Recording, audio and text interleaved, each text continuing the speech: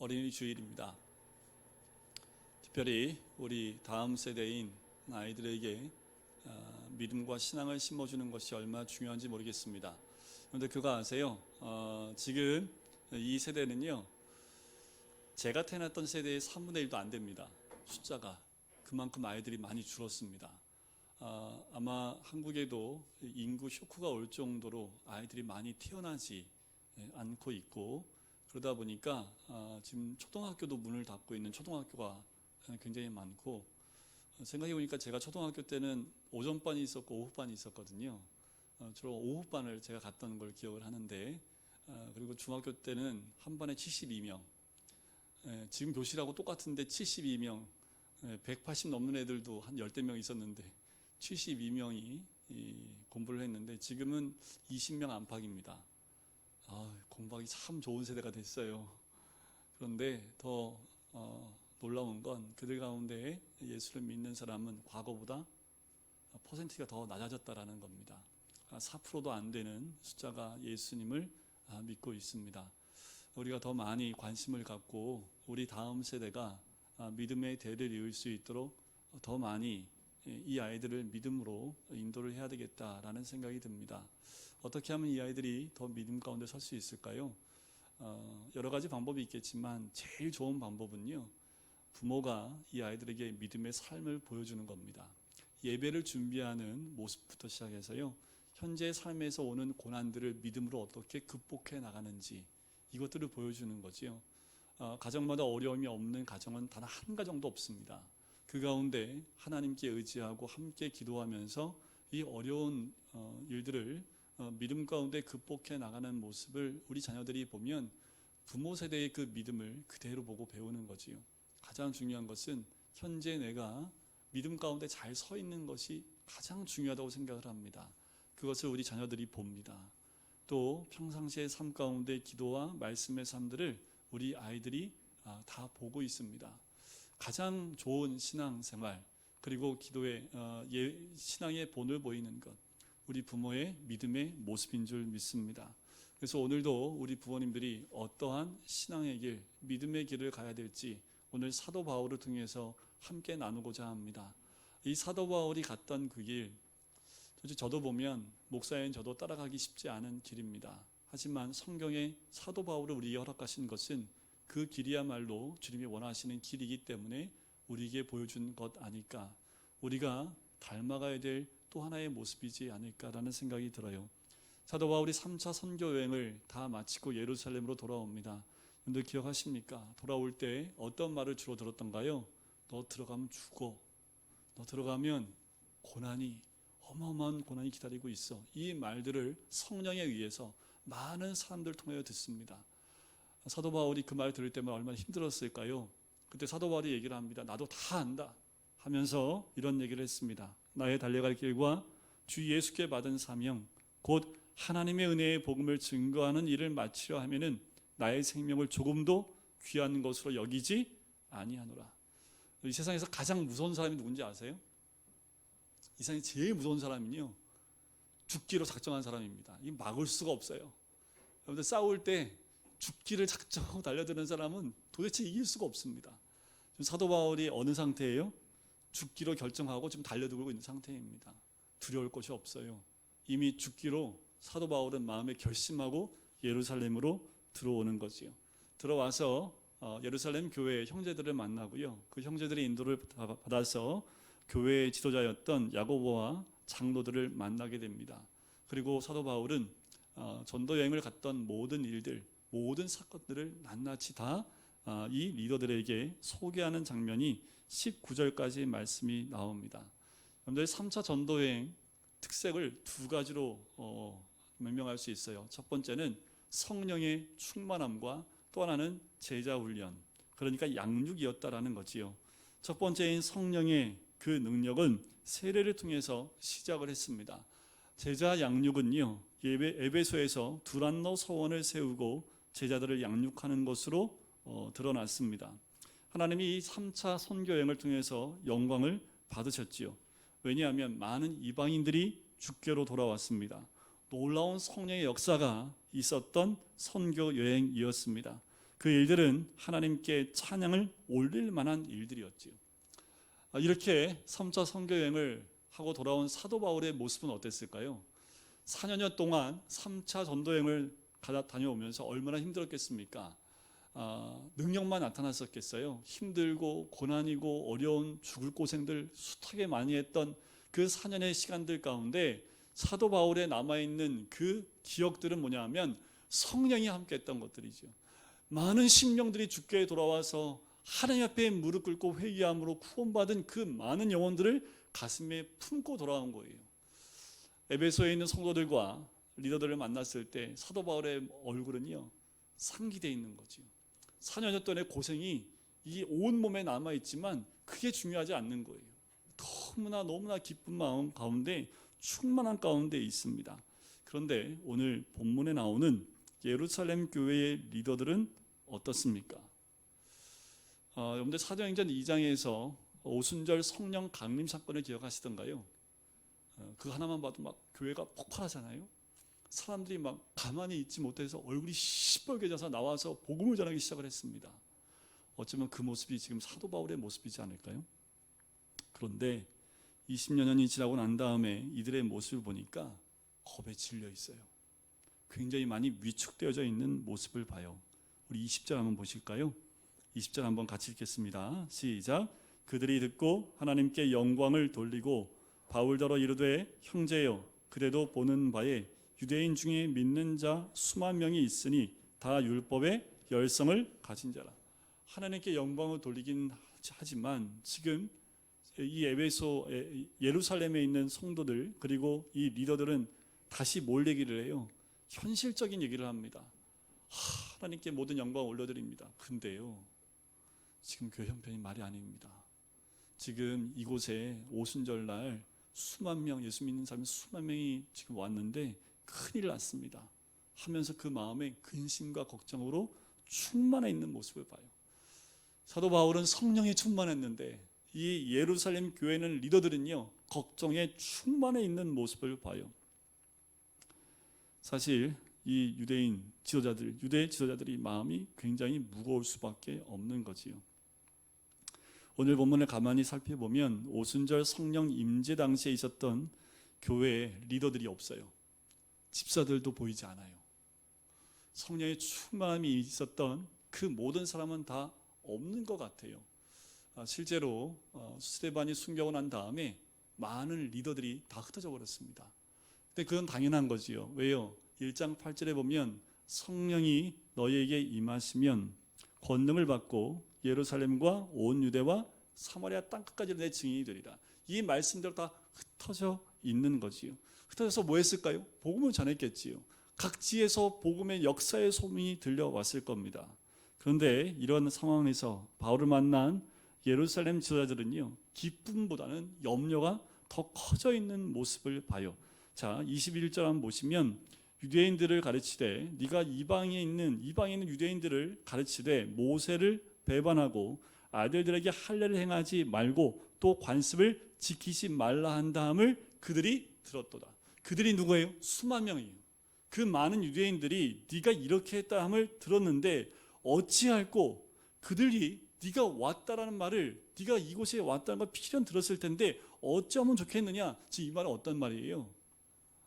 걱정떨이, 너 걱정떨이 됐어. 너 이제 큰일 났어. 이 말 아닙니까?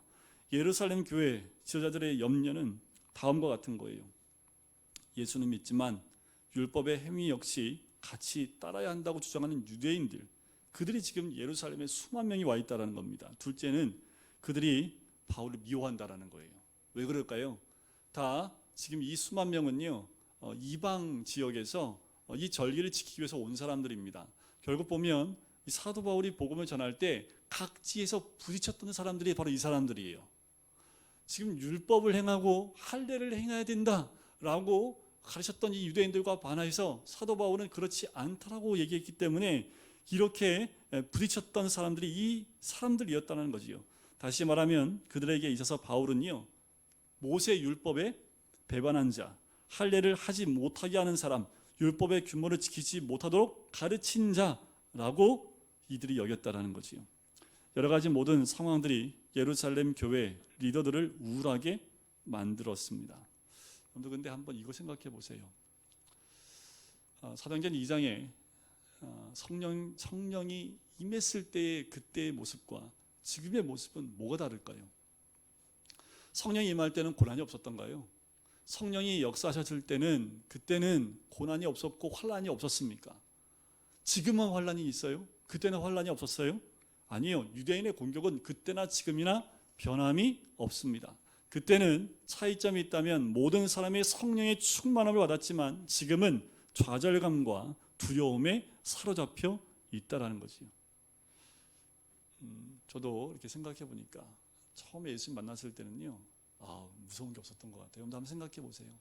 예수님 믿어서 처음 막 뜨거울 때, 그때는 뭐 교회 나가면 너 지금 어떻게 할 거야? 이런 얘기를 들어도 그래도 교회에 나오고 믿음을 지키기 위해서 어떠한 것도 불사하고 난 나가리라 했던 그런 시기가 있었지요. 근데 그런 시기가 있었지요 그러면 안 되지요.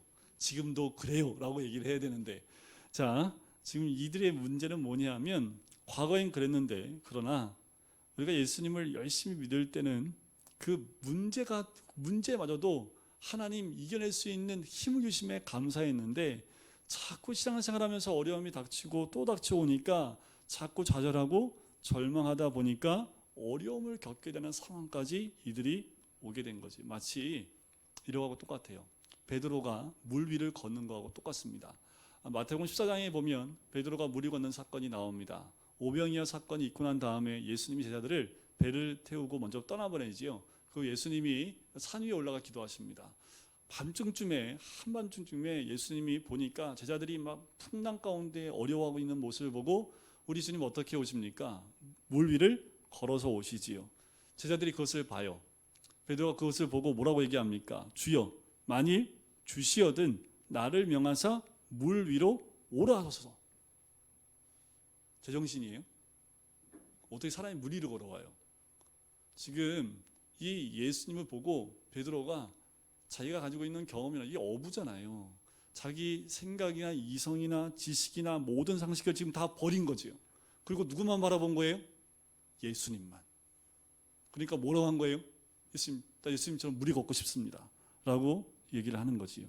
그때 주님이 뭐라고 하십니까? 야 임마, 사람이 어떻게 물리 걸어? 이러셨어요? 아니면 오라고 하셨어요? 오라 라고 얘기합니다. 주님 말씀에 베드로가 어떻게 했을까요?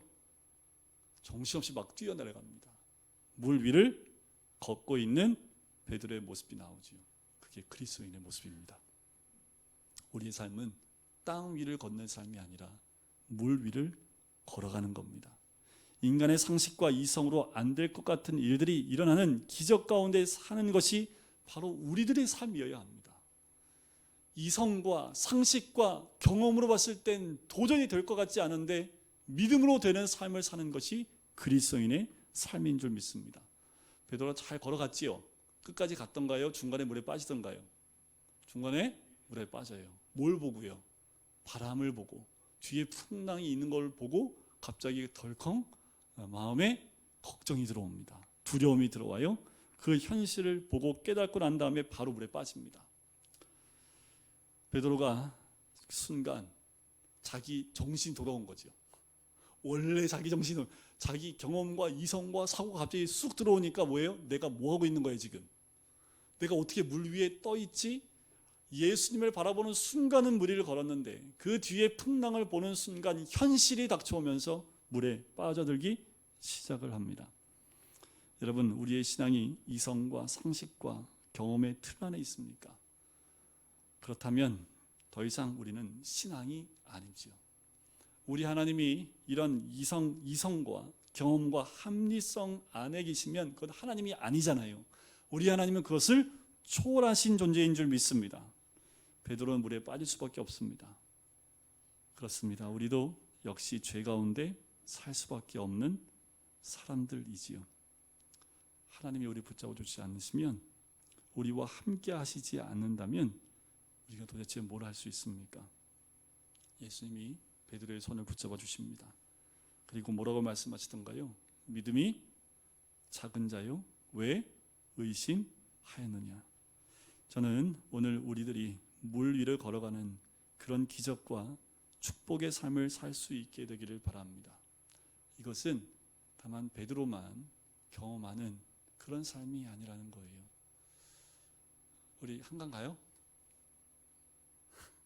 한강 가서 우리를 걷자는 게 아니잖아요. 그런데 지금 우리가 사는 삶이 물 위를 걸어가는 삶입니다. 우리가 현재 살고 있는 그 삶이 지금 우리의 이성과 상식으로만 살아가고 있다면 우리는 땅을 밟고 있는 삶이지만, 그렇지만 신앙의 삶은 아니겠지요.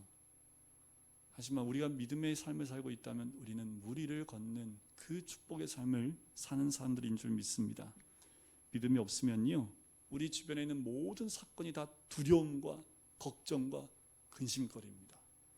저는 평생을 우리 부모님과 현실만 바라보는 삶을 30년 동안 살았기 때문에 현실 파악을 너무 잘해요.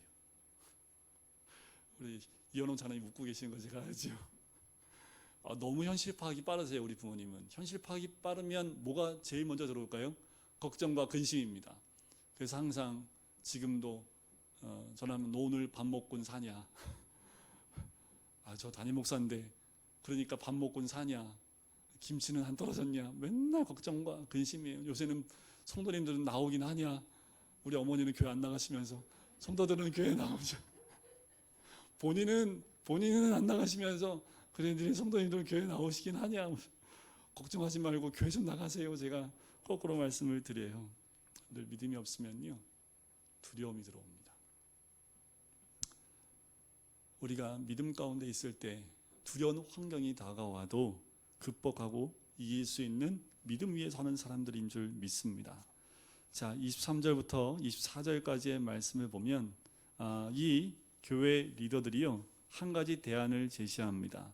자, 각본을 짜는 거예요. 계획을 짜요. 그래서 이렇게 좀 해보라고 권유를 합니다. 그게 뭐냐면, 나신으로 서원한 사람이 4명이 있는데 그 가운데 머리를 깎아야 될 결례를 행하지 못하고 있는 자들이 있어요. 가난해서. 그러니까 네가 비용을 내서 그 결례를 행할 수 있도록 하면 많은 유대인들이 그걸 보고 너에 대한 소문이 헛소문이라고 알게 될 것이다. 당신은 율법을 배척하는 사람이 아니라 지키는 사람이라고 알게 될 것 아니냐라고 권유하는 것이 23절과 24절입니다. 여러분들, 이것이 신앙입니까? 전략입니까? 믿음으로 하는 말이에요? 아니면 모면하려고 하는 말이에요?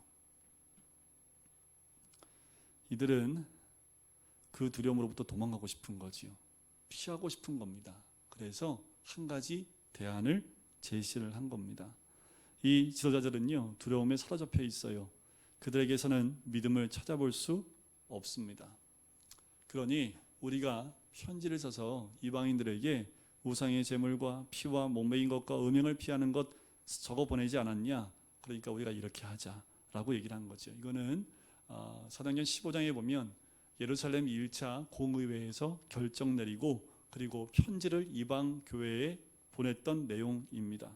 자, 이 말을 하면서 사도 바울이 듣고 난 다음에 26절 다음과 같은 태도를 취합니다. 바울이 이 사람들을 데리고 이튿날 그들과 함께 결례를 행하고 성전에 들어가서 각 사람을 위하여 제사 드릴 때까지의 결례 기간이 만기된 것을 신고하니라. 자, 이 사람들의 말대로 그 사람들 데리고 들어가서 그 모든 결례와 모든 것들을 다 시간을 끝낼 때까지 도와줍니다. 그러면 사도 바울이 이렇게 하는 것은 전략입니까? 신앙입니까? 헷갈리십니까? 안 헷갈리십니까? 이거는 예루살렘 교회 리더들한테 봤을 때는 이건 대안 같고 좀 회피하는 대안 같은데 사도 바울이 따라가고 있잖아요. 그럼 사도 바울이 이렇게 한 것은 신앙 믿음 가운데 한 겁니까? 아니면 대안으로 이렇게 한 겁니까? 자, 어떻게 분별할 수 있냐면 사도 바울이 예루살렘에 들어올 때 어떤 마음으로 들어왔어요? 죽을 각오하고 들어왔죠. 그럼 죽는 게 두려워서 이런 얘기를 했을까요? 그건 아니겠죠. 체포되고 고난을 안 받기 위해서 이것을 선택하지는 않았겠지요. 누구보다 예루살렘 들어오는 것 자체가 이미 체포당할 것을 알고 들어온 사람입니다. 그러면 사도 바울이 두려워서 이런 행동을 했을까라는 거예요. 그렇지 않습니다. 사도 바울이 이렇게 한 건요, 사도 바울의 관심은 오직 유대인들이 예수를 믿게 하는 데 있다라는 거예요. 사도 바울은 사무치는 마음이 있습니다. 로마서 9장 1절부터 5절에 보면 그 내용이 나와요. 로마서는 예루살렘으로 오기 전에 이미 고린도라는 지역에서 로마에게 편지를 쓴 겁니다. 그러니까 이 편지를 쓰고 난 다음에 예루살렘으로 들어온 거지요. 근데 그때 편지에 내가 내 형제와 고륙 친척을 위해서 내 자신이 저주를 받아 그리스도에게서 끊어질지라도 그래도 그 원하는 바라, 그들이 예수만 믿을 수 있다면 내가 그렇게 해도 된다라고 하는 그 마음에 그런 마음들이 있었다는 거죠. 이렇게까지 말하는 사람이 뭐가 무서워서 피하겠습니까? 사도 바울의 마음은 한 영혼이라도 유대인들이 자기 때문에 걸려 넘어지지 않고 예수님을 바로 믿기를 원하는 마음이 있는 거지요. 여러분들, 우리들 마음에도 그런 거 있지 않습니까? 혹여나 아빠인 나 때문에 우리 자녀들이 믿음 가운데서 넘어지지 않을까. 저도 솔직히 그런 마음이 있습니다. 그래서 자녀들한테 이래라 잘 말 안 해요. 강대상에서는 뭐 어떻게 해야 됩니다 얘기를 하지만 우리 애들한테는 잘 얘기를 안 합니다. 포인트를 다 잡아요. 저도 완벽하지 못하기 때문에 아이들한테 얘기할 때가 하나님 주실 때가 있으면 그때 얘기를 합니다. 부모의 마음 다 똑같지 않을까요?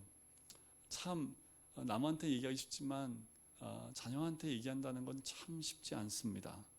하지만 그래도 믿음의 그 길을 보여주는 것이 얼마나 중요한지 모르겠습니다. 이렇게 말하는 이 사도 바울, 하나님을 위하여 자기 존재가 있다라고 생각하는 사람이 사도 바울입니다. 내가 이렇게 존재하는 것은 하나님을 위하여 있다라는 거예요. 여러분, 우리는 나를 위하여 하나님이 존재하는 분이라고 생각하시면 안 됩니다. 나를 위하여 하나님이 계신 분이 아니라 주를 위하여 우리가 있다라는 것을 믿음으로 고백하는 사도 바울처럼 그 고백이 있으면 좋겠습니다. 자, 이렇게 했어요. 근데 결과는 어떻게 됐던가요? 결과는 실패였습니다. 소요가 일어났어요. 자, 여기서 우리가 한 가지 좀 짚고 넘어가고 싶은 것이 있습니다. 타협할 필요 없다라는 거죠.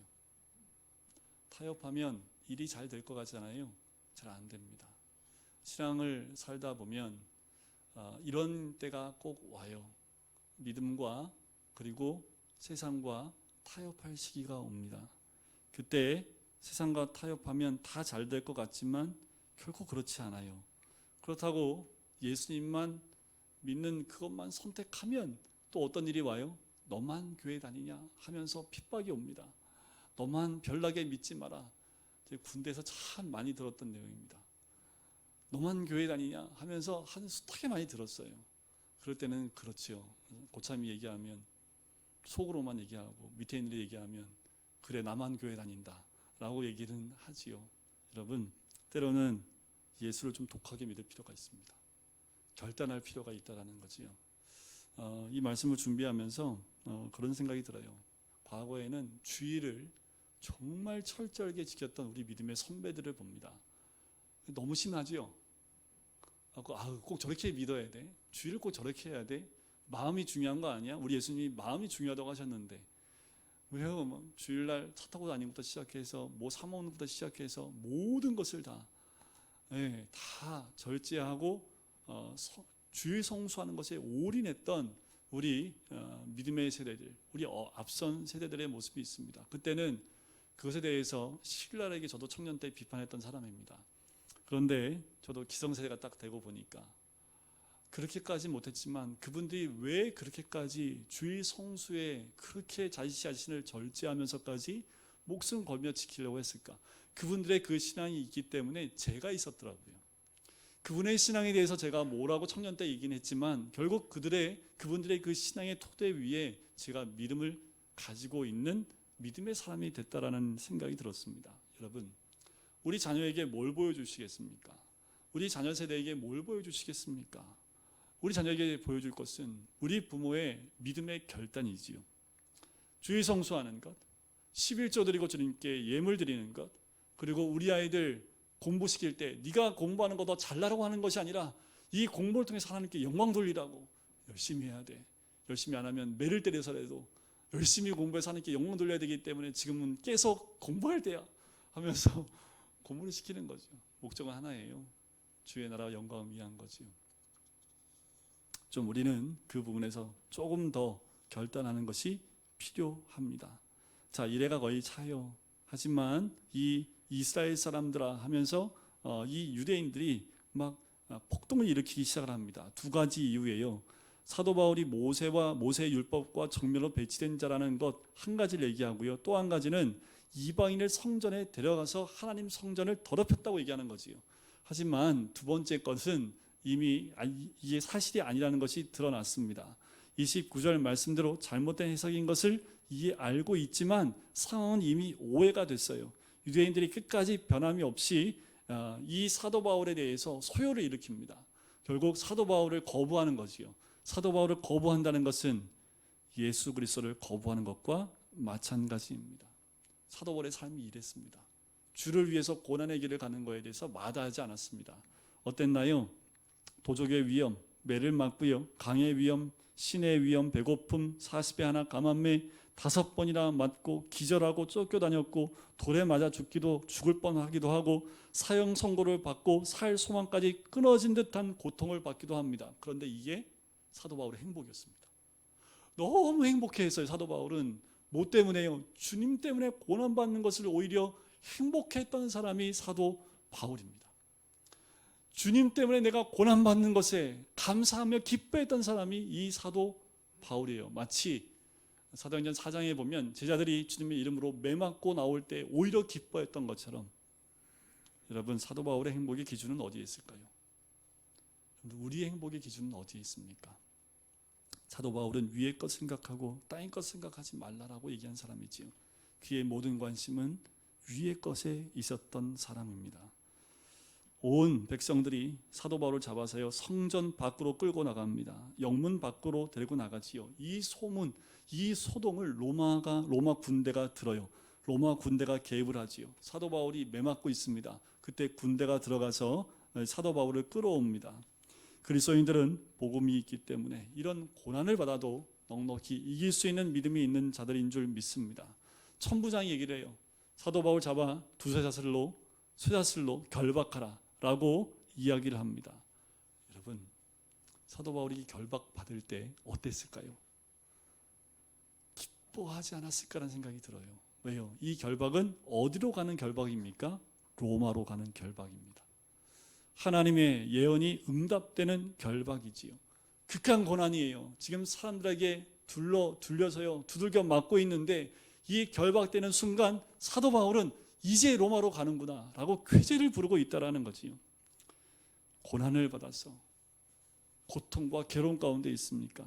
그러나 그것이 도리어 우리에게 축복이 될 수도 있어요. 왜냐하면 그것이 하나님의 영광을 위한 인생의 전환점이 될 수 있기 때문입니다. 사도 바울은 주를 위해 산 사람입니다. 그래서 닥치는 모든 고난들에 오히려 사도 바울은 감사하고 하나님께 모든 영광을 올려드렸던 사람이지요. 여러분 우리 자녀들에게 우리가 보여줘야 될 것은 하나님이 함께하는 사람임을 보여줘야 됩니다. 이것이 형통한 사람의 모습입니다. 하나님이 함께하는 사람은 모든 것이 다 잘 돼 라는 것이 아니라 고난 가운데 이겨내고 있는 모습이 하나님과 함께하는 사람들입니다. 어떠한 어려움이 와도 믿음 가운데 흔들리지 않고 하나님이 함께 계심을 찬양하고 기뻐할 수 있는 믿음이야말로 우리 자녀에게 심겨줘야 될 진정한 믿음인 줄 믿습니다. 우리의 믿음은요 부흥하고 잘 될 때 드러나는 것이 아니라 고난 가운데 있을 때 그 믿음은 더 선명하게 드러납니다. 오히려 복음은 그때 더 많이 나눠지고요 복음의 능력이 드러나게 되는 줄 믿습니다. 우리 생애도요 주님이 함께 하시고 또 하나님의 함께 하시는 귀한 은혜를 누리시는 우리 모든 성도님 되시기를 주님의 이름으로 간절히 축원드립니다. 오늘 말씀 제목처럼 나의 길을 그가 아십니다. 그러기에 주님과 동행하는 그 길을 가시기를 주님의 이름으로 간절히 축원드립니다.